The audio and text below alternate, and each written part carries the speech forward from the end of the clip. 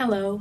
As promised, I'm going to go through and answer all of the questions that have been asked on my videos. I'm going to go in chronological order from when I uploaded them, starting with my Victorian fashion, getting dressed Victorian style or something like that. Yeah, that's a very wordy title. So I'm going to start with that one and then go onwards. And yeah, I don't see why I should spend any more time telling you what I'm doing. It seems pretty self-explanatory. So, to begin with, somebody whose name is written in characters that I cannot pronounce, said, or asked where to get clothing, like the clothing that I was wearing in that video. A lot of people wanted to know that. Obviously, if you're going to wear historical clothing, I really recommend making it yourself or hiring somebody to make it for you. That way it will fit you much better than it will if you buy it. Also, you can make it much more historically accurate. But if you don't want to do that, then I know, I completely get it. I also do at times buy clothes and just alter them to fit me as best as I can. Some really good resources are the Historical Emporium, which is an online store, and then River Junction Trading Company, which is another online store. Those are both really, really good for historical clothing. And then for shoes, you cannot beat American Duchess, of course. Poison the Ogres mentioned that my corset is crooked in the video, and that's true. It was sitting in a very crooked way. The bust was quite crooked. And asked if I had scoliosis. I do not have scoliosis. I think the corset was cut slightly on the bias, which caused it to warp over time. Also, I was kind of rushing for the video. Normally it did not sit that crookedly. I have a new corset now, so I don't really have to worry about it, but yeah, no, it should not have been that crooked, or it shouldn't have been crooked at all, but I do not have scoliosis. Isabella Sky asked me if I would consider doing a hair tutorial, or a tutorial of the hair that I had in that video. I did that. I'll link to that video down below. Di Sanders asked how many gores are in the skirt. There are 5 gores in that skirt. Runaway asked me, where to get clothing like the stuff I was wearing. That's, see before. And they also asked me if I have any sewing tips. I'm not really qualified to give sewing tips. I don't really think that I'm good enough to do that. Although I might be persuaded to do so in the future, or do like a let's sew together sort of video or something. But I'm not a master sewer. I'm still very much a beginner. When I need sewing inspiration, my go-tos are Bernadette Banner, Morgan Donner, and Prior Attire. Lup Tudor asked if I wear clothes like this every day. That was something that a lot of people have asked. I think that was actually the most asked question that I've ever gotten, is do I dress like this every day? I'm actually going to make a video in the future going into that more in depth. The short answer is I do it as much as possible, and when I can't be entirely historically accurate for whatever reason, I will still wear stuff that is very much historically inspired, so long skirts and hair pinned up, stuff like that, usually a brooch at my neck. But I'm gonna go more into depth in that a little bit later. Cassie asked if either where I bought the shift that I wore on the video or if I made it. I did not make it. It is antique. I bought it from an antique store in Maine, in my hometown in Maine. Or my hometown in the state of Maine. And actually I examined it more closely after I filmed this video, and I think it's was originally part of a wedding trousseau, because it's a very, very high quality linen and it's entirely hand stitched. Which is not all that common with late 19th century underwear. This is something on which Bernadette Banner and I disagree. She, I think she mentioned that her research has shown that a lot of underwear, late 19th century underwear, was still done by hand. I have seen evidence to the contrary, so I feel like hand sewing was reserved for more special undergarments. And that is, I believe, it for the first video. So let's go on to the second video, which was getting dressed Edwardian style, which has significantly more views than the Victorian style one, which is interesting because I think the getting dressed Edwardian style is one of my lowest quality videos ever. In fact, I was considering reshooting it. If you guys want me to reshoot it, let me know, and me doing it in higher quality because it's cringeworthy. But we'll look at the questions. Okay, Savannah Absetes, I hope I'm pronouncing that correctly. If I pronounce any of your names incorrectly, please forgive me. Said she had several questions. First of all, where do I get antique and historical clothing from? Antique stores. A lot of my antique clothing comes from antique stores. I will kind of go into an antique shop not looking for any, like sometimes I'll go in with a specific type of thing that I want to get, but that type of thing is usually pretty broad, so if I'm going in looking for clothing, I'm usually just looking for clothing in general. And if I just see anything that catches my eye, anything that's interesting or unusual, and it's, you know, reasonably priced, then I'll get it. But most of my antique clothing I get from antique stores, you know, in person. Some pieces people have given to me. I've gotten a few things online, but for the most part I don't like to buy antique clothing online. I don't really find it to be all that necessary, so to speak. Although there are some things that I think I might have to buy online. Like if I ever want to get a hoop skirt, an antique hoop skirt or a bustle or something, then I'm probably going to have to buy that online since there just aren't very many of them. So that is one resource for which online is really, really good. Things that are kind of rare and that you're not really going to find at stores, or it's unlikely that you're going to find them at stores. But yeah, for the most part, I just buy things in antique shops, and sometimes I'll buy things online as well. Do I wear vintage every day? Again, I'm going to have a video about that, a more in-depth video about that a little bit later. And do I have any social media other than Facebook, or other than YouTube? I do have a Facebook, but I don't really use it all that much. I do not have any other social media, and like Instagram or anything. If there is a call for that, if people would like me to have an Instagram, then I guess I could make one. But yeah, as of now, I do not have any other social media. Uniquely mediocre, that's clever. Uniquely mediocre says, I thought that straw hats were also popular for women in the late 1800s, or in the 1890s. They were. They kind of started coming in the 1890s, and they went strong until around 1910-ish. I just chose to wear a straw boater hat for this video because I don't have one of the amazing huge Edwardian hats, at least not a historically accurate one. I had some like costumey ones. I've since gotten rid of them because they were atrocious, but I didn't have anything that was historically accurate, so I decided to go for that. But yes, that was something that was also fashionable in the 1890s. Artsy Ann asked where I get my clothing, and if I have any good recommendations. Again, I'm gonna, from henceforth, if I see people asking questions that I've already answered, I'm not gonna mention them because that'll take up a lot of time. Maria Hooper asked if I made my corset in this video. I did not. Actually, in this video, the only thing that I was wearing that I had made myself was the bustle. The petticoats, pretty much all of the underwear that I wore, except for the corset, were antique, and so was the bodice that I wore, and then the skirt was a reproduction that I didn't make. And I am definitely moving towards making more of my own clothes now. I've sort of I did that kind of in high school, and then I stopped doing it when I got to college because I thought that I didn't have the time, and then I've realized that I do have the time, so I'm getting back into that again. I have no desire to make a corset. That just seems like such a headache. I much prefer just to buy corsets. I get my corsets from lavendersgreen.com. And they're very good. They're simple corsets. You know, they don't have like, you know, they're just shaped gores with boning along the seams.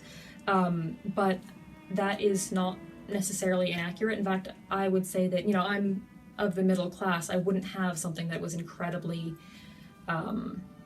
elaborate. I wouldn't have an incredibly ornate corset if I were living in the 1890s, so I think a simple corset is actually more historically accurate for my station in life. So no, I did not make my corset, and I have no intention of making a corset. I have no desire to make one.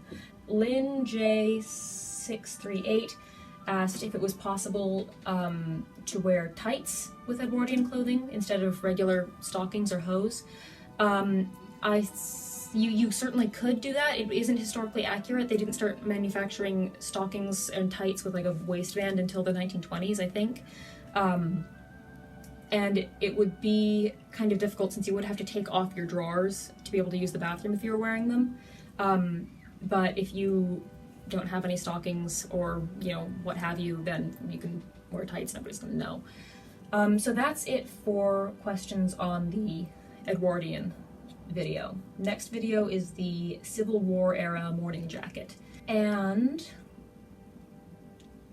I don't believe those first two videos that I talked about had the majority of the comments on my channel, so the rest of these videos only have 1 or 2 questions each. Either Naya or Naja asked where I got that white blouse. I'm trying to remember. I think it was from like the Macy's clearance store or something.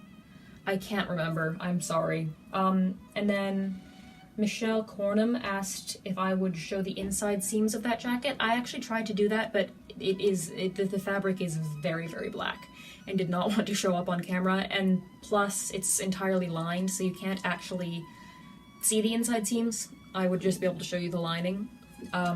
So you can't, but it's not my fault. Moving on to the 1890s feathered hat and 1900s top hat video. Miketique, I think, asked where I got the silk top hat, since they seem to be rather rare. Yes, they are quite rare, and I'm very, very lucky to have it, and I'm even more lucky that it fits me. I got it from a now defunct antique store in my hometown in Maine, again. And I actually tried it. I went in there and I tried it on, and then I left, and the store started closing while I was away at school, and my mother went in, and because the hat fit me so well, the owners essentially bullied her into buying it for me, and she gave it to me for Christmas. So yes, that is where I got that hat. Now on to the antique 1910s dress, and the first video of mine to have a guest star. Also, there's one thing, before I get into the questions, there's one thing I'd like to say about this video. There's that little pocket on the dress, and I said that I thought it was for a chatelaine. I think I still think that that's possible, but I think it's actually more likely that that was a watch pocket, and I don't know why that didn't occur to me at the time, but chatelaines weren't, I mean, they were still being worn at this time, but they weren't as common as they had been 10 or 15 years earlier, but watches still were very common, so I think it's actually more likely that that little pocket was a watch pocket and not a little thing for the chatelaine hook. So I just wanted to correct myself on that. So, to move on, why aren't the comments loading? I'll skip around this. Might be a while. Okay. Here we go. Oh yes. Under this video, this is the 1910s one. The Ugly Blobfish asked if wearing antique clothing would ruin or stretch the fabric. I do not recommend wearing antique clothing. Unless you're, I wouldn't recommend wearing it very often or for putting it through very strenuous activity, because it is generally going to be quite delicate. It is not likely that the fabric will stretch. Fabrics back then tended not to stretch very much, and if they were going to stretch, they probably would have done so by now, but I still wouldn't recommend wearing antique clothing very frequently, because it is likely that they will kind of start to disintegrate. So no, yeah, I mean, as the Ugly Blobfish says, they're worried about safety issues with the dress, and yeah, it's not safe to wear antique clothes a lot, and that dress has been worn exactly once since I acquired it for this video. Edwardian duster coat. Cece asked a question about sizing.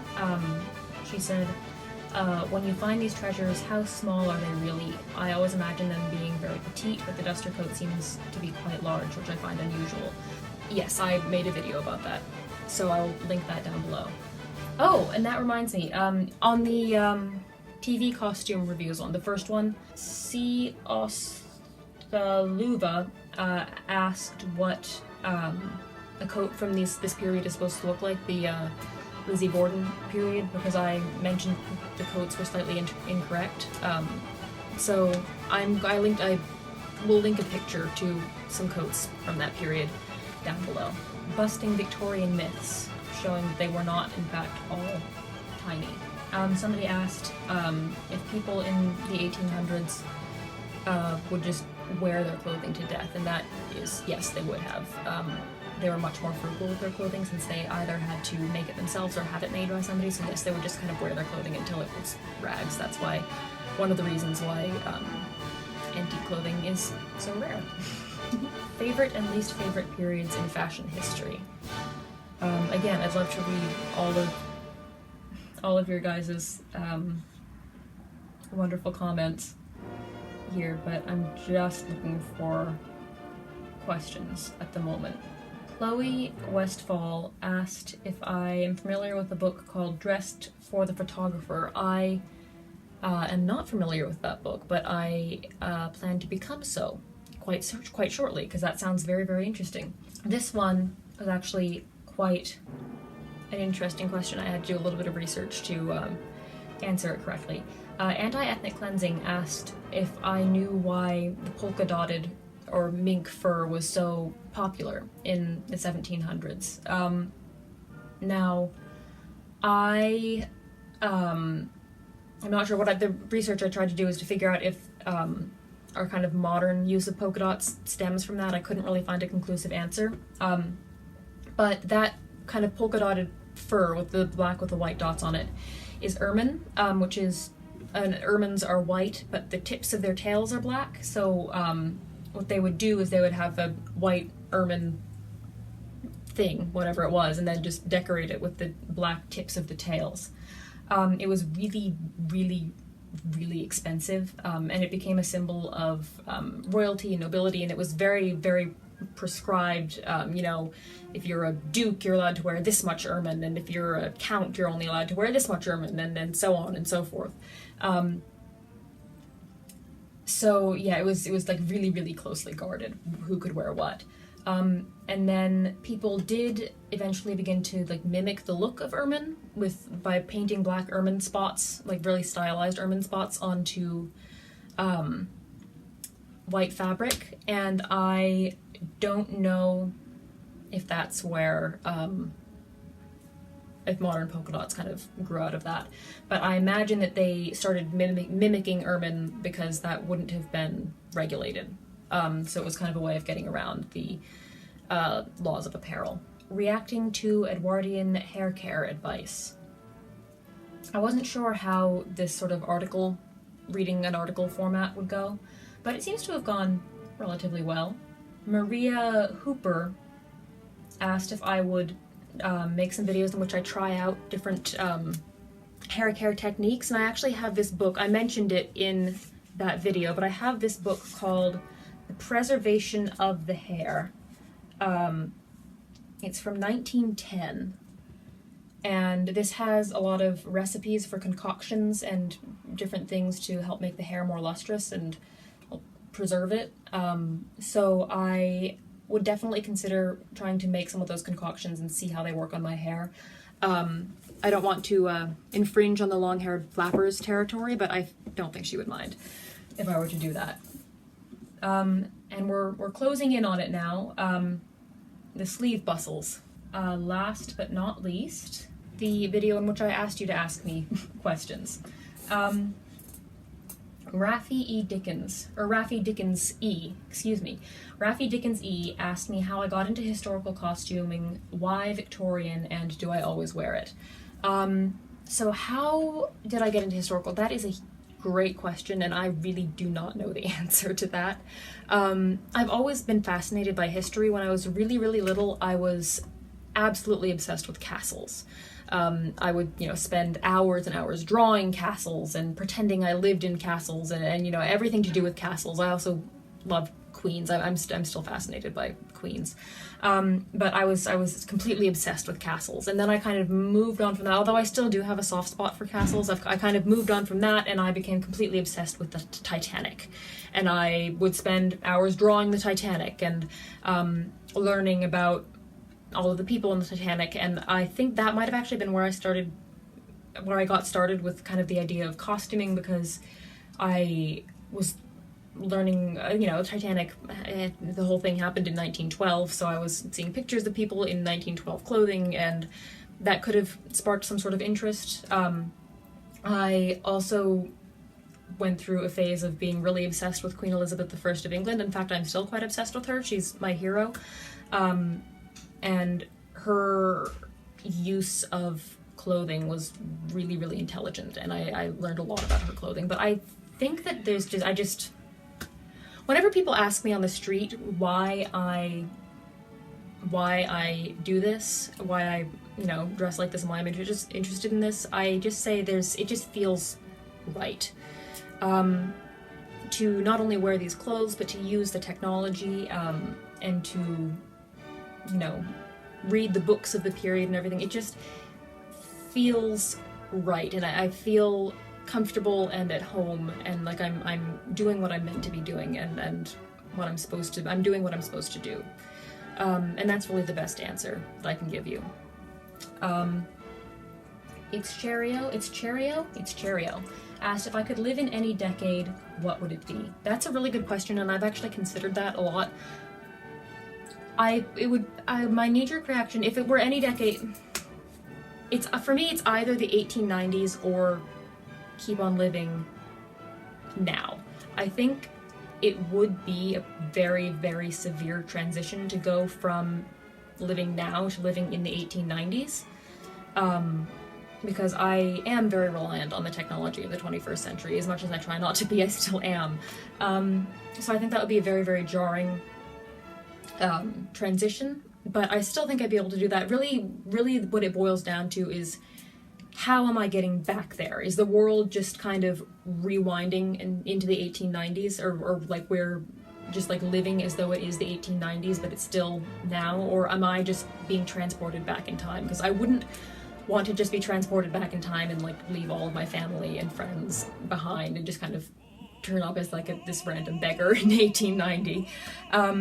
But if I could, bring my friends and family with me, and kind of like keep my relative social position and economic position, then probably the 1890s. Of course, there are things in the 1890s that I do not like and do not agree with. For example, not having the vote. I am very much aware that certain parts of my life would be more challenging back then, but I also know that I would be very able to fight to make a difference in the world. So yeah, probably the 1890s. Naya, again, asked, I would love to know where you find your clothes, online, any online antique shops or reenactment clothing stores, US or EU, regards from Denmark. So, like I said, I buy most of my clothing in antique shops. I will say that might be a bit more difficult in Denmark. I don't know, I can't speak for the whole of Denmark, but at least for Copenhagen, when I was there, I didn't see a lot of antique clothing in stores. There were a lot of kind of like thrift stores and stuff, but none of those really had stuff that was, very old. There was one store I went into that had like stuff from the 1700s, but that was kind of an anomaly. So it might be more difficult to find antique clothing in antique shops there. I don't know. If you're in Copenhagen, then maybe. If you're not, then, I cannot speak for all of Denmark, but like I said, for me, I tend to get my antique clothing from antique shops. And then I mentioned the online reenactment stores, River Junction Trading Company and Historical Emporium. You can also use recollections.com. That one's kind of famous. I would be where, like, I do have stuff from them. Most of my belts and sashes are from recollections.com.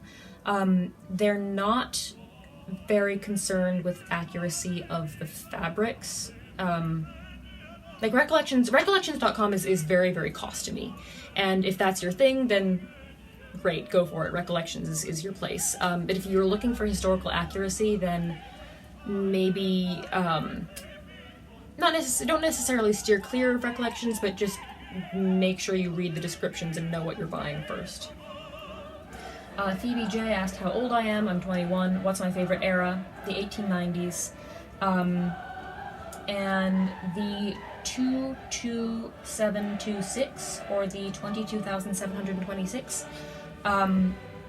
asked, do I ever make my own historical toiletries or reenact the past in other aspects of my life, such as having electricity-free days? I haven't made very many historical toiletries. I've done things like getting distilled lilac essential oil, and then mixing it with water to make lilac perfume. I use Kirk's Castile soap in my hair, which is what women in the 1890s used. And what else do I do? Any other toiletry things? I don't think I do any other kind of toiletry-esque things. I do like to use Victorian technology in my life as much as possible. So I haven't had an electricity-free day for a while. I don't see why I shouldn't, though. Although, being in school, I have to do a lot of work on the computer, so maybe once I graduate I'll do that, or over winter break. But I do, for example, take all my class notes with this dip pen. I bring an ink pot and this pen to class with me, and I take all my notes with this. For long essays, or for essays that I have to turn in over the internet, of course I'll write them on the computer, but for shorter ones that I can just turn in, that I turn in person, I will write them on this little typewriter from 1910. And it works fine. I don't have to, there's no hassle with printing or anything. So I'll do things like that. So I haven't done anything where I've like completely altered my life to make it as historically accurate as possible, but I do try to incorporate as many pieces of historical technology as I can in my life. So yeah, I hope that answers your question. Oh, also, if I'm ever going to be out after dark, I carry this around. So yeah, I'll do things like that.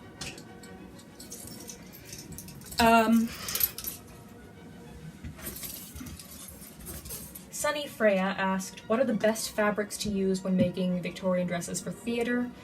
And what color scheme would be more popular among the women of the time, if any? That is a really good question. I can't speak to theatre particularly, so I'm just going to talk about which fabrics would be the most accurate. Obviously, you're going to want to steer away from synthetics since they didn't have those.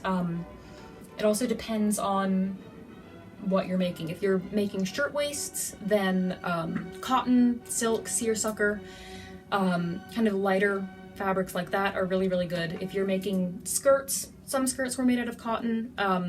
They were oftentimes also made out of wool and lined in anything stiff from tarlatan. If you can find horsehair fabric, then go for it. When I was making my skirt, I looked for horsehair fabric. I couldn't find any. I ended up going with canvas, which is also used. Although actually what I did was, canvas is really, really heavy, so I kind of lined the bottom half in canvas and lined the top half with just like a regular crisp cotton. I actually think it's the same cotton that I've made this collar out of.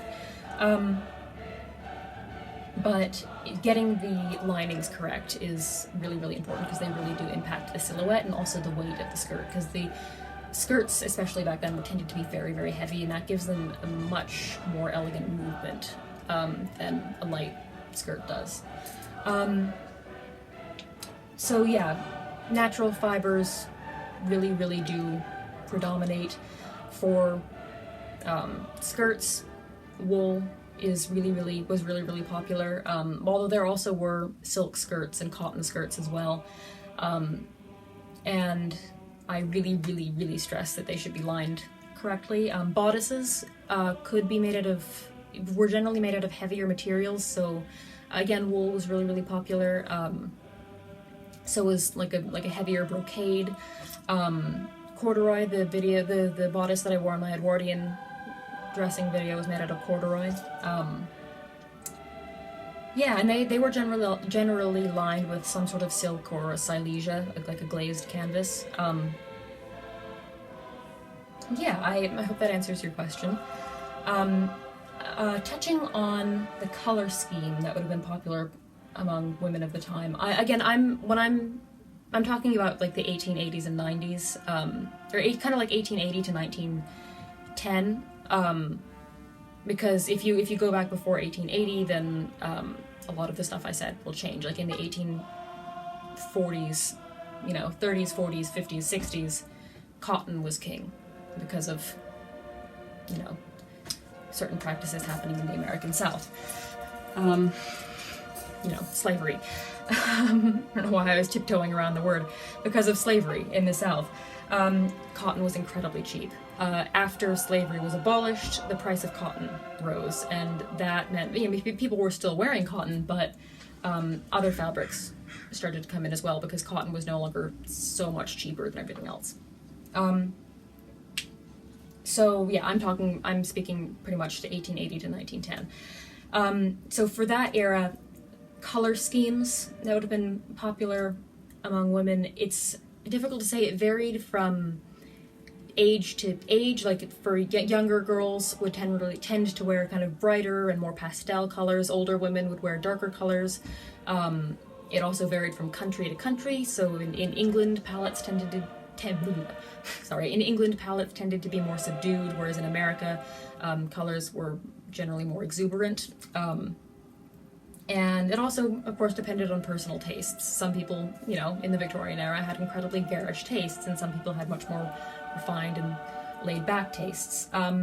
But a general rule is you wouldn't wear anything that was incredibly bright.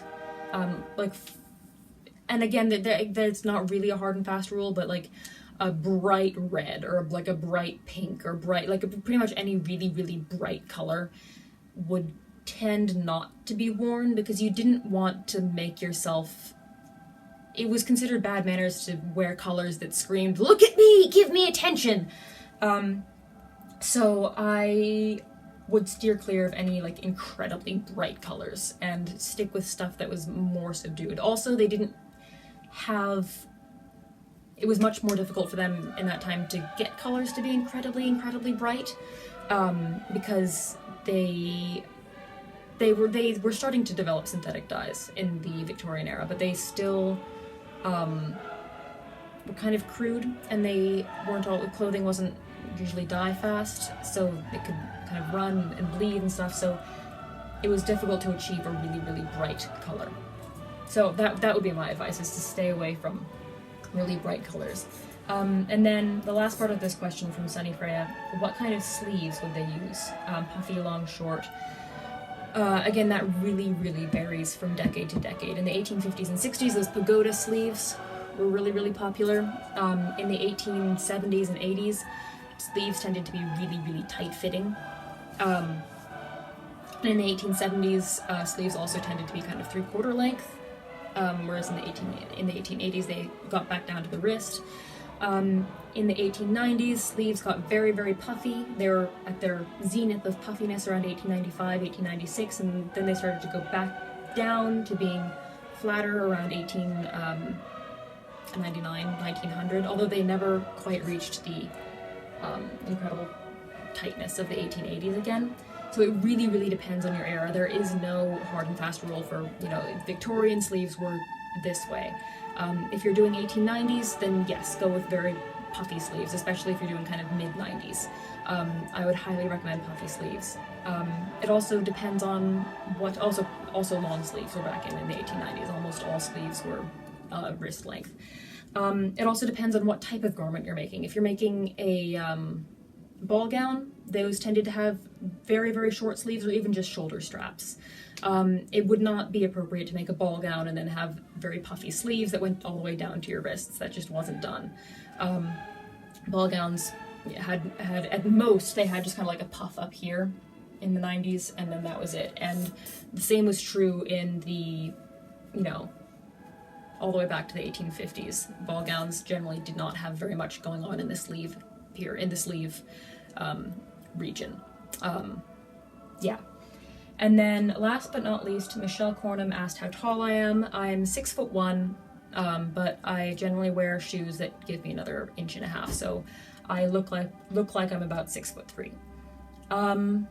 So that appears to be everything. My throat hurts, and oh my god, that was 39 minutes, and that isn't even the entire thing because I had to make some cuts. So I'm hoping I'll be able to edit this down into a more reasonable length. Yeah, I hope that was all of your questions answered. Bye!